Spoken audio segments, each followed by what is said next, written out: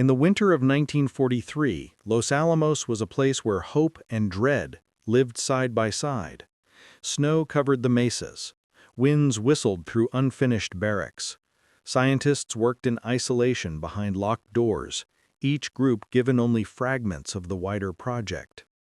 Even among the senior staff, only a few understood the problem that had begun to consume the laboratory. The plutonium bomb, the weapon intended to end the war, was failing before it was even born. At first, no one expected difficulty. The original idea had been simple, at least in theory. The plutonium bomb would use the same gun-type mechanism as the uranium design, a bomb that fired one subcritical mass into another, like a bullet in a barrel. The concept was straightforward, reliable, almost comforting. Engineers believed that if uranium worked, plutonium would work too. They assumed the physics would behave. They assumed nature would cooperate. They assumed wrong.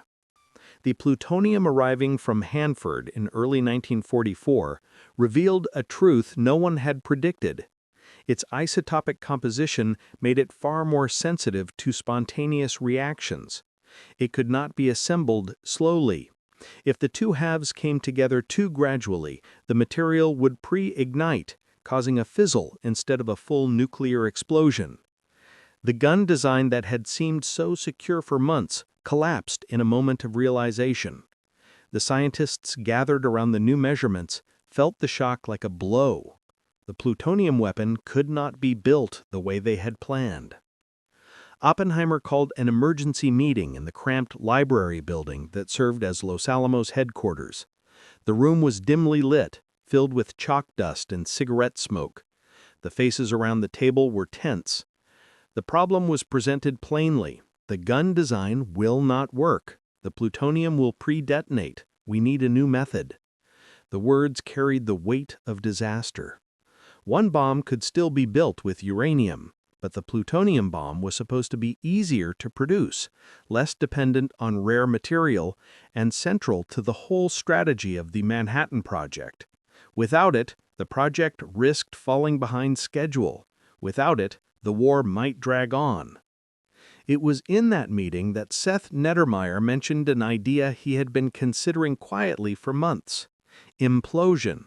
Instead of firing two pieces together, compress a single plutonium core from all sides at once, forcing it into supercritical density. It sounded elegant in concept. It sounded impossible in reality. Nettermeyer knew it, and so did everyone listening. To compress a metal sphere with explosive force was like trying to push your hands evenly on a balloon while 10 hurricanes battered you from every angle. How do you make something explode symmetrically? How do you force chaos to behave? Most of the senior physicists dismissed the idea. They said the timing requirements were absurd. They said no explosive in the world could be shaped to produce perfect pressure. They said the theory was interesting, but the engineering was fantasy. But there were no alternatives. The plutonium bomb could not work without implosion. And so the idea that had been rejected as too radical, too strange, too unstable became the only path forward. Los Alamos split into new groups. One team continued refining the uranium bomb. Others were assigned to manage the overall physics. A small, often overlooked group was given the implosion problem. Their building sat away from the main cluster of labs. They worked with bits of metal, lumps of high explosive, models carved from brass and steel. They tested small charges that produced uneven shock waves. They shook their heads over graphite blackboards covered in complex equations. Nothing worked. Nothing came close. The early implosion tests were heartbreaking. They created hollow spheres from brass and fitted them with multiple explosive pellets. The theory was that if all charges detonated at the moment, the sphere would collapse inward. But every test produced the same result. The spheres bulged, cracked, twisted, or simply tore apart. The shock waves arrived at different times, colliding in ways that amplified distortions. Instead of collapsing inward uniformly, the shells collapsed in jagged fragments. Reports circulated through the laboratory describing the failures. Words like asymmetry, distortion, misalignment appeared again and again. The failures were not minor, they were total. Several scientists privately admitted that the implosion idea seemed impossible. A few even suggested abandoning the plutonium bomb entirely. In the classified hallways of Los Alamos, the whispers grew louder. We may never make this work. But Oppenheimer refused to abandon it. He told Nettermeyer and a small circle of scientists that they must continue. The entire project depended on them. They worked late into the night, often alone in their workshops, lit by a single desk lamp. They carved new shapes for charges. They tried different explosive mixtures. They invented devices that monitored the shock waves at microsecond intervals. Nothing changed. Symmetry refused to appear. By late 1943, the implosion group had become the grim corner of Los Alamos. Visitors walked past their tests and shook their heads. The uranium bomb looked inevitable. The plutonium bomb looked hopeless. Nettermeyer carried the weight of every failure. He felt responsible for the idea and the suffering it brought. He wrote in private notes that he feared he had led the laboratory down a dead end. But the truth was deeper. The implosion design was not failing because it was wrong. It was failing because the world had never attempted anything like it. Explosions wanted to expand outward, not inward. Physics resisted order. Nature resisted symmetry. To force a perfect implosion meant bending the laws of detonation into shapes they had never taken before. The challenge was bigger than any single scientist realized, and the failures were only beginning. Yet in those long nights of trial and disappointment, the foundations were being laid for a breakthrough that no one could yet see.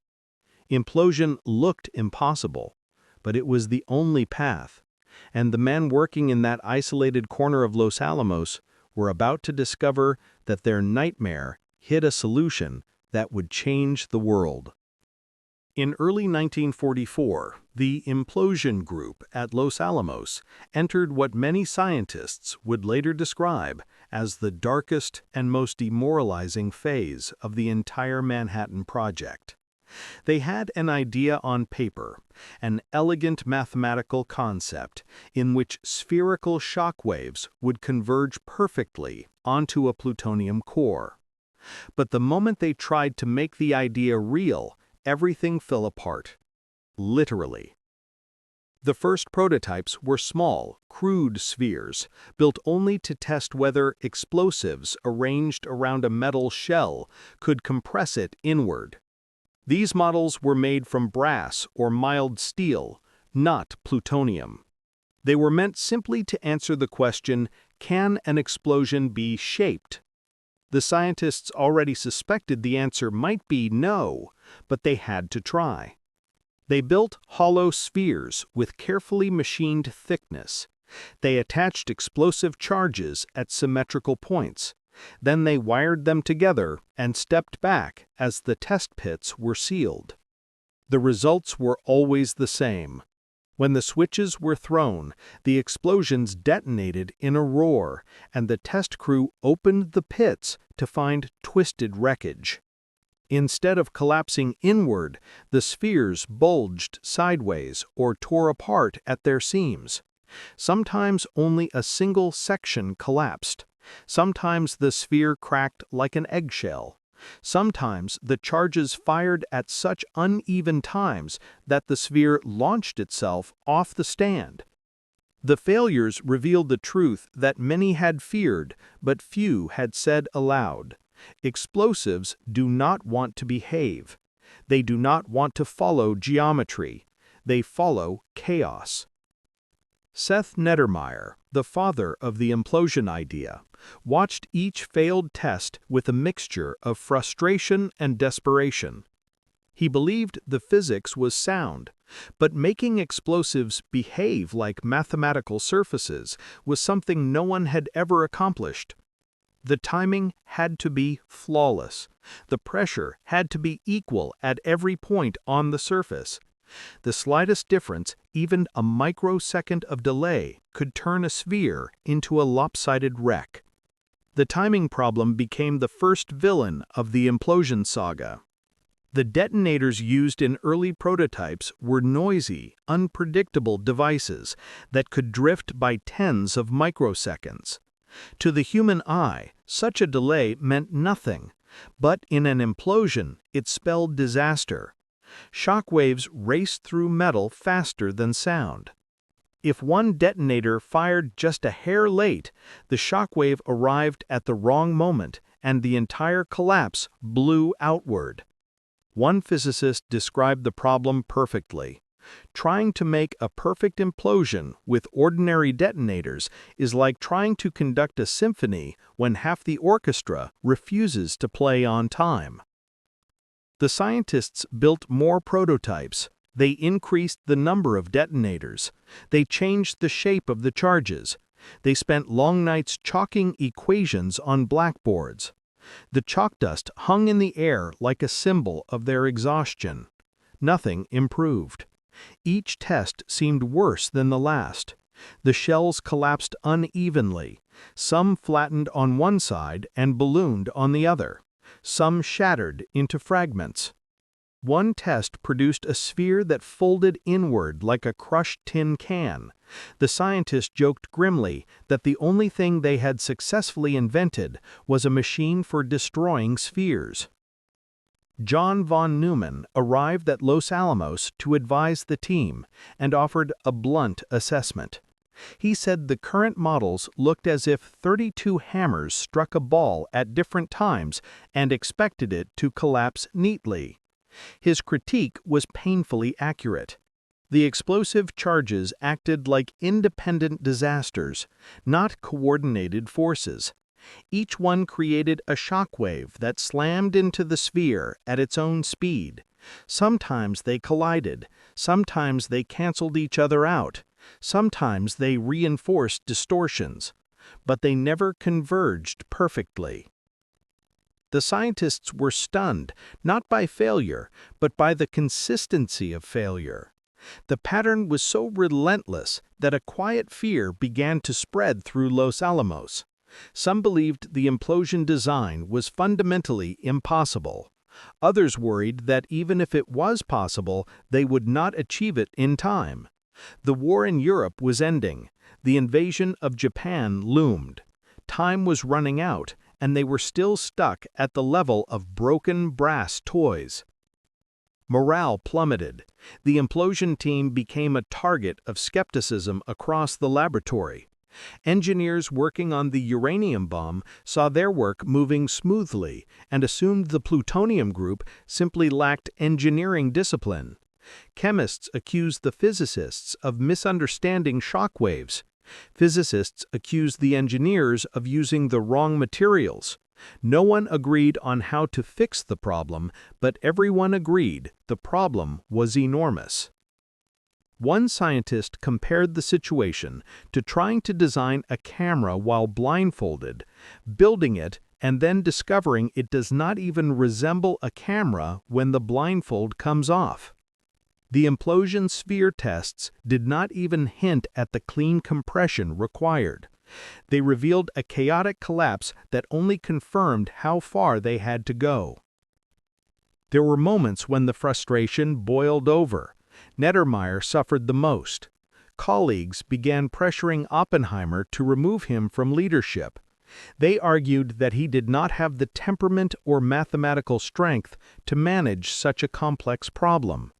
They said he lacked von Neumann's precision and George Kistiowski's explosive expertise. Some whispered that the implosion idea itself might have to be abandoned. But Oppenheimer refused. He understood that failure was part of discovery. He also understood that no alternative existed. The plutonium bomb had to use implosion. The physics demanded it. If they could not sculpt explosive force into a perfect sphere, the plutonium would pre-ignite every time. That meant the choice was simple: either make implosion work or give up on the plutonium bomb entirely. and giving up was not an option. Through 1944, the failures piled up, but so did the data. Each broken sphere taught something. Each misaligned shockwave revealed where timing had faltered. Each bent brass shell contained clues written in twisted metal. Slowly, patterns emerged, even if no one fully recognized them yet. The scientists began to realize that timing alone could not solve the problem. They needed to shape the shock waves themselves. They needed a way to bend explosive force, like light in a lens. They needed something entirely new. But they did not yet know what that something was. All they knew was that the dream of implosion was slipping away test by test, and yet the work continued, because somewhere, buried inside the failures, was the path forward. By late 1944, the implosion group had reached a breaking point. Every prototype sphere had failed. Every test model had crumpled or shattered. Every calculation seemed betrayed by reality. The lab was drowning in fragments of brass shells, twisted metal, burned wiring, and mountains of data that described failure in painful detail. The atmosphere in the implosion building felt heavy, as if the weight of the war itself pressed down on everyone inside it. But it was in this environment of exhaustion and despair that the most important breakthrough of the Manhattan Project finally began to take shape. The idea did not come all at once. It emerged in fragments, in chalk lines drawn late at night, in scribbled notes of shockwave diagrams, in arguments shouted across drafting tables, in failures that refused to be ignored.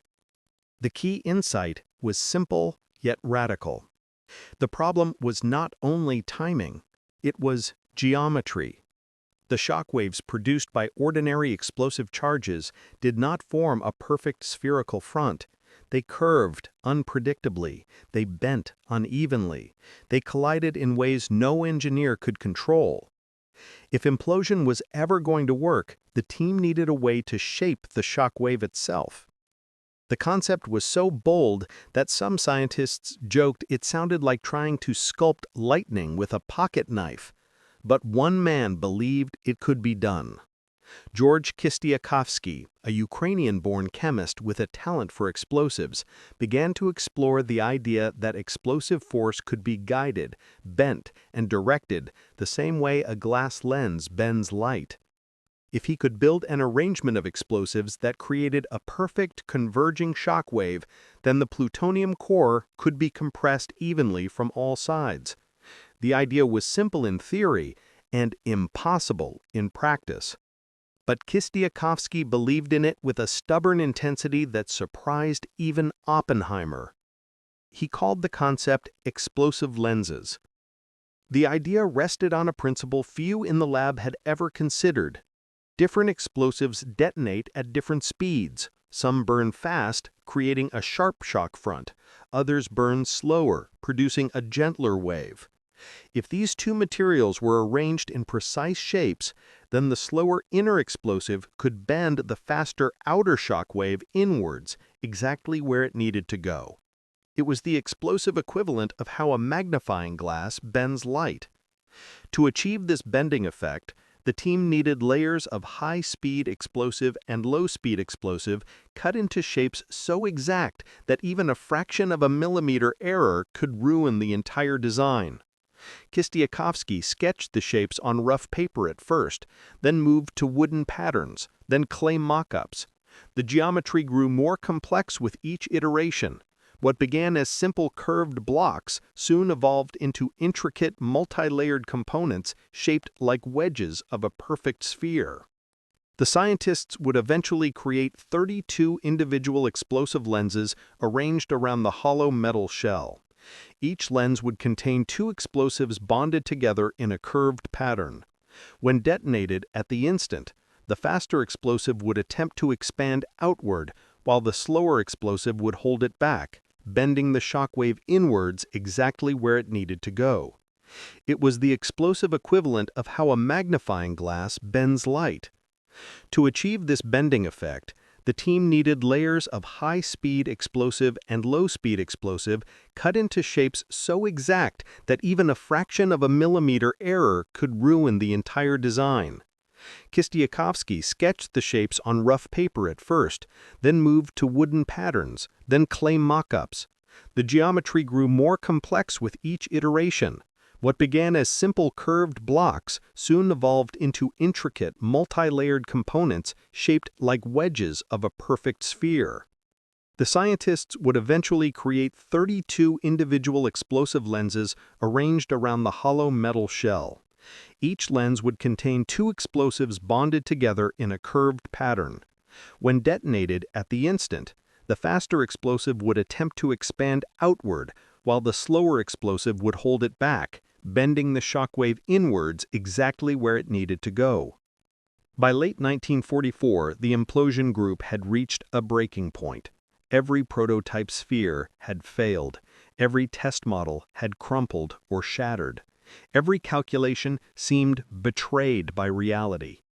The lab was drowning in fragments of brass shells, twisted metal, burned wiring, and mountains of data that described failure in painful detail.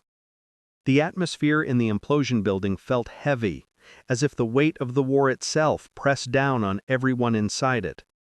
But it was in this environment of exhaustion and despair that the most important breakthrough of the Manhattan Project finally began to take shape. The idea did not come all at once. It emerged in fragments, in chalk lines drawn late at night, in scribbled notes of shockwave diagrams, in arguments shouted across drafting tables, in failures that refused to be ignored. The key insight was simple yet radical. The problem was not only timing, it was geometry. The shockwaves produced by ordinary explosive charges did not form a perfect spherical front. They curved unpredictably. They bent unevenly. They collided in ways no engineer could control. If implosion was ever going to work, the team needed a way to shape the shockwave itself. The concept was so bold that some scientists joked it sounded like trying to sculpt lightning with a pocket knife. But one man believed it could be done. George Kistiakowsky, a Ukrainian-born chemist with a talent for explosives, began to explore the idea that explosive force could be guided, bent, and directed the same way a glass lens bends light. If he could build an arrangement of explosives that created a perfect converging shockwave, then the plutonium core could be compressed evenly from all sides. The idea was simple in theory and impossible in practice. But Kistiakowsky believed in it with a stubborn intensity that surprised even Oppenheimer. He called the concept explosive lenses. The idea rested on a principle few in the lab had ever considered. Different explosives detonate at different speeds. Some burn fast, creating a sharp shock front. Others burn slower, producing a gentler wave. If these two materials were arranged in precise shapes, then the slower inner explosive could bend the faster outer shock wave inwards, exactly where it needed to go. It was the explosive equivalent of how a magnifying glass bends light. To achieve this bending effect, the team needed layers of high-speed explosive and low-speed explosive cut into shapes so exact that even a fraction of a millimeter error could ruin the entire design. Kistiakowsky sketched the shapes on rough paper at first, then moved to wooden patterns, then clay mock-ups. The geometry grew more complex with each iteration. What began as simple curved blocks soon evolved into intricate, multi-layered components shaped like wedges of a perfect sphere. The scientists would eventually create 32 individual explosive lenses arranged around the hollow metal shell. Each lens would contain two explosives bonded together in a curved pattern. When detonated at the instant, the faster explosive would attempt to expand outward, while the slower explosive would hold it back, bending the shockwave inwards exactly where it needed to go. By late 1945, the implosion group had reached the end. Every lens was being machined to perfect tolerance levels. Every casting was inspected under a microscope. Every test showed enough symmetry to make Oppenheimer smile in satisfaction. The new theoretical data from von Neumann was clear and confident. The RLA testing provided analytical proof that what seemed impossible was now finally within their grasp. Von Neumann predicted the compression of the plutonium sphere with an accuracy that stunned even the most experienced scientists. With the precise geometry of the lenses, the plutonium core would collapse. The final design used fast explosives acting at the same time. The fast explosives would project a shock wave inwards that would compress the plutonium core to critical mass. The L conversions were working, and Oppenheimer could now use plutonium in the bomb design. The implosion team gathered around the data. They saw the result not as a partial success but as a promise. If symmetry could be achieved once, it could be achieved again. And if it could be repeated, then the plutonium bomb might actually work. It might become real. They left the test site that afternoon exhausted but transformed. They were no longer wandering in the dark. They had found the path, and for the first time since the implosion nightmare began, the scientists of Los Alamos believed in something extraordinary. They believed the bomb could be built. By early 1945, Los Alamos had entered a phase that scientists would later remember as equal parts hope and torment. The explosive lens design had given them their first real breakthrough, but turning that fragile success into a reliable weapon demanded an entirely new level of precision. Every microsecond mattered. Every curvature of explosive matter, every small mistake could ruin a months-long experiment. The pressure on the implosion team was enormous. They were racing against time, against the war, and against the terrifying possibility that the plutonium bomb might never work at all. The heart of the next stage was the RLA program. The RLA tests used small amounts of radioactive lanthanum to measure the degree of compression inside implosion models. When the lenses detonated, the radioactive tracer emitted bursts of gamma rays. Sensors around the test pit captured these signals, revealing the exact shape and timing of the collapsing sphere. In crude terms, RLA allowed scientists to see inside an explosion. The first RLA tests after the lens breakthrough were cautiously optimistic. The gamma curves showed partial symmetry, better than anything the lab had recorded before. But partial symmetry was not enough. A real implosion had to push the plutonium core into supercritical density in less than a microsecond. Anything less than perfect convergence would cause a fizzle, a failure, a disaster. Every few weeks, the scientists drove out to the remote test site. Trucks carried carefully machined explosive lenses protected in padded crates. Technicians set up the lead shielding and radiation detectors. A small sphere made of metal or resin stood at the center of the pit, replacing the plutonium core. The team wired 32 detonators around the sphere, each linked to master firing lines. Then came the countdown. A siren wailed through the mesa. A blast of wind swept the dry earth. The detonators triggered. A flash, a dull thump, a plume of dust rising into the air. And then, silence. The scientists would gather in a bunker nearby as the instruments spat out their readings. More often than not, the results brought only disappointment. The compression curve would show a slight bulge, a timing offset, a wavefront that arrived too fast or too slow. A tiny imperfection in one lens would ruin the entire test. A single detonator firing microseconds late would destroy symmetry. The failures were not spectacular. They were quiet, invisible, mathematical, but they were crushing. Kistiovsky often paced back and forth across the concrete bunker floors, muttering calculations under his breath. Von Neumann scribbled corrections on his chalkboard in furious bursts. Nettermeyer stared at compression graphs until his eyes throbbed. The implosion team lived inside a cycle of hope and panic. Each test was a chance for triumph and a threat of humiliation. The pressure wore them down. Oppenheimer visited the test site often, walking slowly with his hands clasped behind his back, his face drawn thin from sleepless nights and the weight of leadership. He spoke gently to the team, but he understood the stakes better than anyone. Without the implosion bomb, the Manhattan Project would lose half its purpose. Without Fat Man, the United States would have only one workable atomic weapon. And no one inside Los Alamos believed that one bomb, Little Boy, would be enough to force Japan into surrender. That knowledge hung over every RLA test like a storm cloud. As the failures continued, tension inside the laboratory sharpened.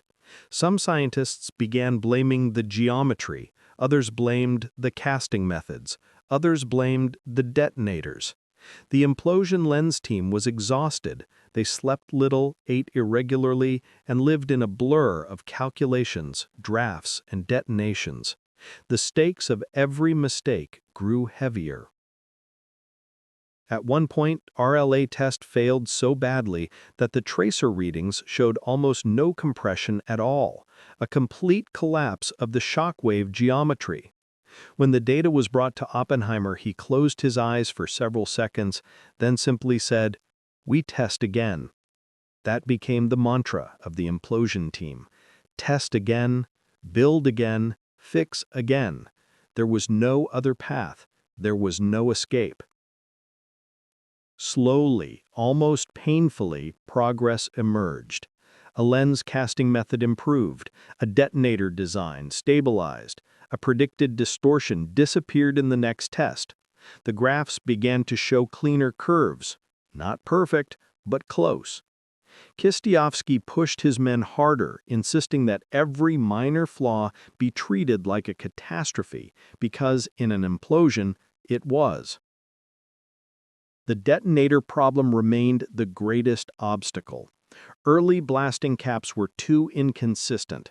Their firing times drifted by microseconds.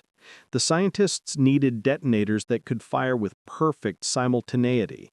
The search for such a device led to the development of the exploding bridge wire detonator invented by Luis Alvarez and his team.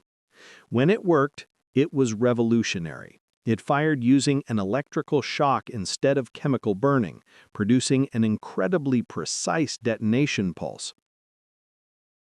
The first test with bridge wire detonators revealed major improvement. The shock wave arrived more uniformly, the compression curve at the pit looked like a sphere instead of a crushed egg.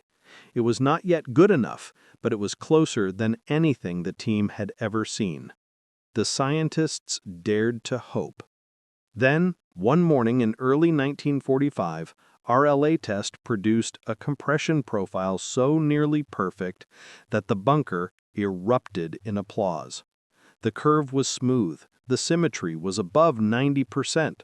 The model collapsed inward instead of sideways. The tracer readings showed convergence that matched the theoretical predictions. Nettermeyer cried quietly in the corner. Von Neumann smiled for the first time in weeks. Kistiovsky stood silently staring at the curve as if it might disappear. But even this was not enough. They needed more tests, more data, more proof. Implosion had to work reliably every single time. It was the difference between victory and failure, between a functioning bomb and a worthless fizzle. Every scientist knew that a single mistake on the real device would not mean a broken sphere, it would mean a catastrophic failure of the entire project. So, they continued testing, pushing themselves past exhaustion, through wind, snow, heat, and endless nights of recalculation. The failures hurt. The successes came slowly, but the trend was undeniable. RLA curve by RLA curve, the impossible was becoming possible. The team could feel the finish line approaching, even if they could not yet see it. They knew that somewhere ahead lay the moment when they would be ready for the ultimate test, the day when the implosion bomb would no longer be theory or hope or failure, the day when it would prove itself in fire. By mid-1945, the implosion team stood on the edge of either triumph or disaster. Years of failures had scarred them. Endless nights of recalculation had drained them. The pressure of knowing the future of the war hinged on their design weighed on every breath they took. But something else had begun to rise beneath the exhaustion. A quiet confidence. A sense that, after all the broken spheres, all the failed raw law tests, all the detonators that misfired, and all the shock waves that twisted instead of converging, they were finally approaching the impossible. The breakthrough came not in a single moment of revelation, but in a steady tightening of precision. The explosive lenses became cleaner, more exact. The casting process improved. The slow and fast explosives bonded with fewer imperfections. The assembly crews learned to shape the lens surfaces with the careful hands of artists. Bridge wire detonators began firing with remarkable consistency. Each improvement felt small, but together they formed the core of something extraordinary. The scientists gathered in the analysis room after each test, watching the compression curves unfold on paper strips pulled from the detectors. At first, the lines buckled, distorting into irregular patterns. Then they smoothed. Week by week, the curves approached the symmetry the design required. The day a raw law test showed a nearly flawless convergence, the room erupted into a celebration so loud that nearby technicians feared something had gone wrong. It was not perfection, but it was close enough to prove one thing. Implosion was no longer a dream, it was a functioning mechanism. With this success, the laboratory turned to the real weapon. The plutonium core had been machined with astonishing precision. Its halves were polished until they shone like gray mirrors. The tamper shell surrounding it had been fitted and refitted to ensure no gaps existed. The lens assemblies were molded, tested, and remolded. Each firing circuit was checked again and again. Every component carried the weight of years of failure and the hope of a successful future. Yet for all the scientific triumph, the emotional weight of the moment was immense.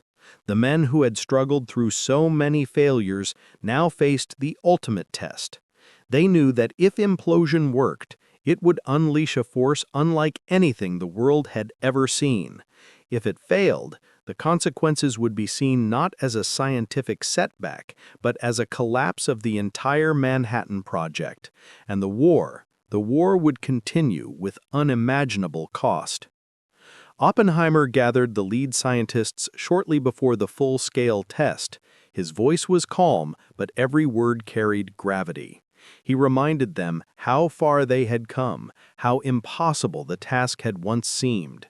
He reminded them that they were about to step into a new world, and that once they crossed that threshold, nothing would be the same again. The men listened in silence, some with arms folded, some with hands clasped behind their backs, some with faces pale from the enormity of what lay ahead. Then Oppenheimer said the words that echoed through the room. "The design is ready. We proceed to Trinity."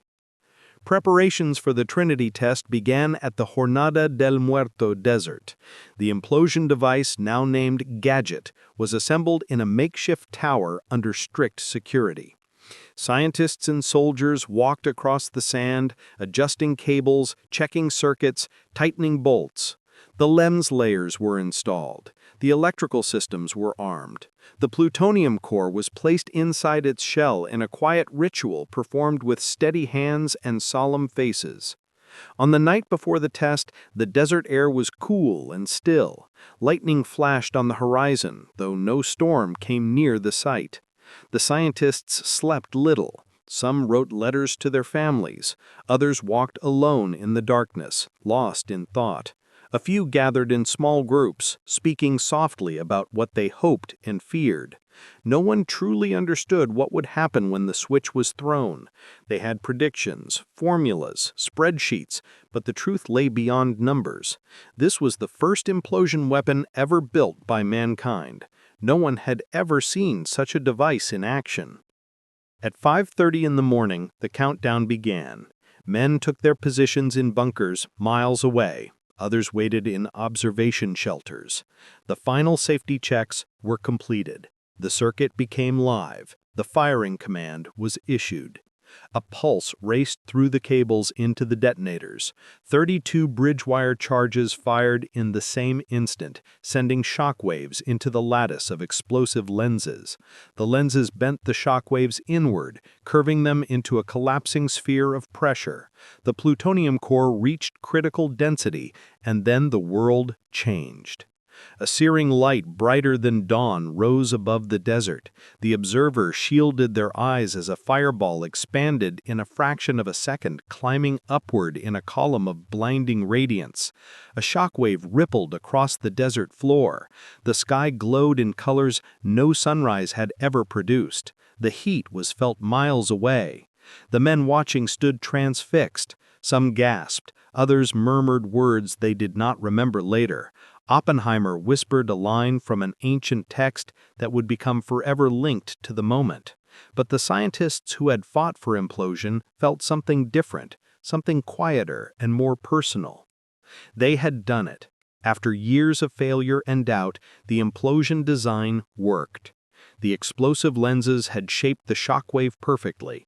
The core had compressed exactly as planned. The weapon had ignited with a power beyond imagination. Their calculations had become reality. Their nightmare had become triumph. But as the mushroom cloud rose into the sky, every man present understood the terrible truth beneath the achievement.